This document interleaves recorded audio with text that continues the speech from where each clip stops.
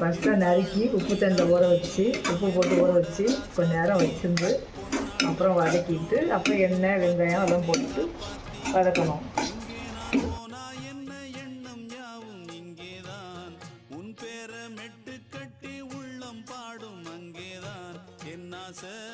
காத்தோடு போகாது என்னாலும் என் வாக்கு பொய்க்காது. நான் ஏறிக்கிற மேலிருந்து 8 தேச பார்த்திருந்து ஏங்கி ஏங்கி காத்திருந்தேன் காணல. மணி 7 8 ஆன பின்னும் ஊரடங்கி போன பின்னும் சோறு தண்ணி வேணும் இன்னு தோணல.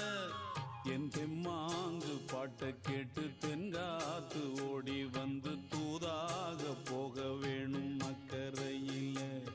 நான் உண்டான ஆசைகள்